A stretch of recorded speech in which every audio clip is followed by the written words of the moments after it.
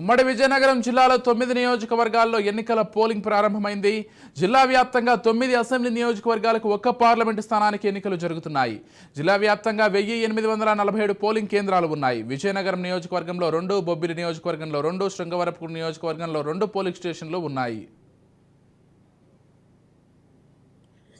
అలాగే పార్లమెంట్ స్థానాలకు సంబంధించి ఇప్పటికే ఈ రోజైతే ఎన్నికల ప్రక్రియ మొదలైంది. అయితే దీనికి సంబంధించి ఇప్పటికే పోలింగ్ ప్రక్రియ కూడా ఇప్పటికే అన్ని పోలింగ్ కేంద్రాలు కూడా మొదలైనట్టు తెలుస్తుంది. అయితే ఇప్పటికీ ఉమ్మడి విజయనగరం జిల్లాకు సంబంధించి 9 నియోజకవర్గాల్లో కూడా పోలింగ్ జరుగుతుంది. అయితే ఉమ్మడి విజయనగరంలో అటు ప్రధాన పార్టీ వైసీపీ, టీడీపీ ఇరు పార్టీల అభ్యర్థులు కూడా తమ బలమాలకు సంబంధించి ఈరోజు పోలింగ్ కేంద్రం వద్ద వాళ్ళు తీర్పులో ఉన్నారు. అయితే దీనికి సంబంధించి ప్రస్తుతానికైతే మనం చూద్దాం. ఏదైతే ఉమ్మడి విజయనగరం జిల్లాకు సంబంధించి ఇప్పటికే ప్రతి పోలింగ్ స్టేషన్లో కూడా పోలింగ్ మొదలైంది. అయితే దీంట్లో ప్రస్తుత విజయనగరం జిల్లాకు సంబంధించి రాజాం అయితే 284 పిఎస్లో పోలింగ్ మొదలైంది. అలాగే బొబ్బిలికి సంబంధించి బొబ్బిలి నియోజకవర్గానికి సంబంధించి 264 స్థానాల్లో 64 పోలింగ్ స్టేషన్లో పోలింగ్ మొదలైంది. అలాగే సీతాపల్లికి సంబంధించి 257 స్థానాల్లో పోలింగ్ మొదలైంది. అలాగే ఏదైతే గజపతి నగర్ నియోజకవర్గానికి సంబంధించి 244 స్థానాలు, 242 స్థానాలు,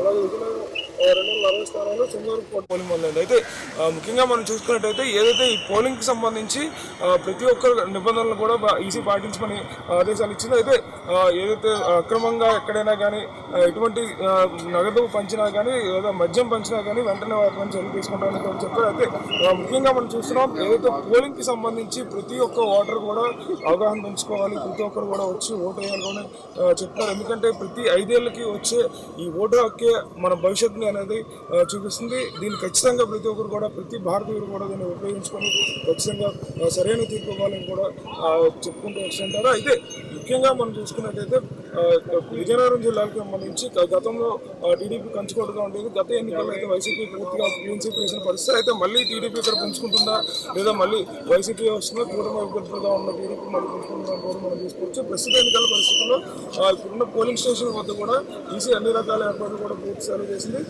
ముఖ్యంగా మనం చూసుకున్నట్టయితే ఏదైతే ఎన్నికల ప్రక్రియకు సంబంధించి పోలింగ్ స్టేషన్కి వస్తున్న వారికి అన్ని రకాల మెడికల్ సదుపాయం కావచ్చు, ఇంకోవైపు ఎవరైతే పోలింగ్ స్టేషన్కి వచ్చేటప్పుడు అక్కడ ఉన్న వృద్ధులు ఎవరైతే ఉంటారో వారందరూ కూడా పూర్తి స్థాయిలో ఖచ్చితంగా వీల్చైర్లో తీసుకెళ్లే సదుపాయాలు కావచ్చు అన్ని కూడా ఈసీ అయితే మరి కాస్ట్ వేయించడం వస్తుంది. గతసారి మీద ఇప్పుడు గతంలో ప్రతిసారి కూడా గత ఎన్నికలతో మనం పోల్చుకుంటే 67 నుంచి 80% వరకు మాత్రమే పోలింగ్ జరిగింది విజయనగరం జిల్లా మొత్తంగా కూడా.